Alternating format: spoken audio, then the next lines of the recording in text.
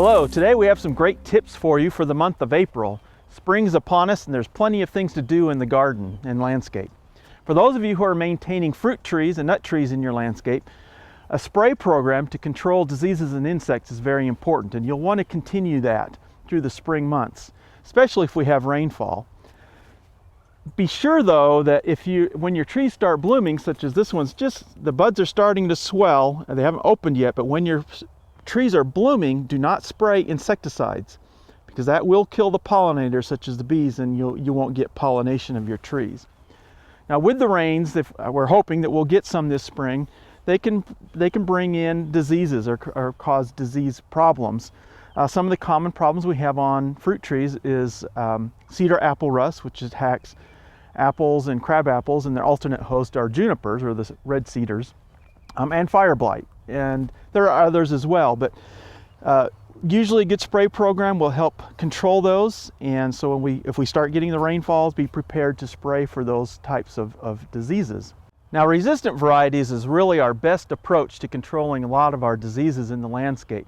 So whenever there's a species or a crop that has a resistance to some of those common diseases, it would be a good idea to purchase those and plant those. Now in the vegetable garden, you can continue to do some succession planting, especially with the spring crops, to help extend the harvest well into the summer months. And for those warm season crops, such as okra and many of the cucurbits, you might want to delay planting those a little bit longer. They need warm soil temperatures to really do well. So the soil temperatures should be in the low to mid 60s before we plant our warm season crops. For our landscape plants, if you're going to plant new trees and shrubs this spring, a good watering schedule will go a long ways in helping make sure that they survive. We want to make sure that the root ball stays moist and the surrounding area stays moist, not saturated.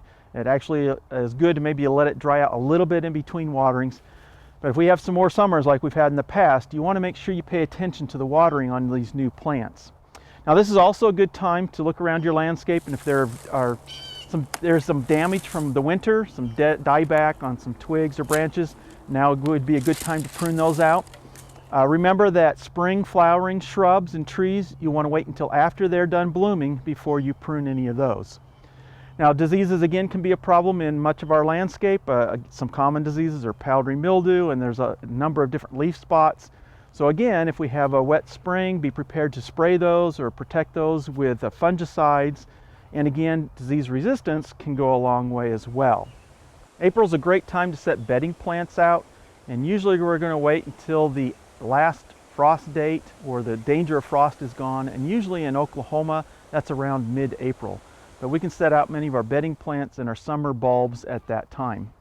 Now there are also warm season crops within our bedding plants, and again they need those warm soil temperatures in order to do well, so wait until those soil temperatures rise up a little bit. Now for spring flowering bulbs such as daffodils and tulips, as the flowers fade, you want to wait to cut the foliage back. Wait until the foliage starts turning yellow, and then you can cut it back to the ground. But right now, all that foliage is producing energy that's being stored up in the bulb for next year's blooms.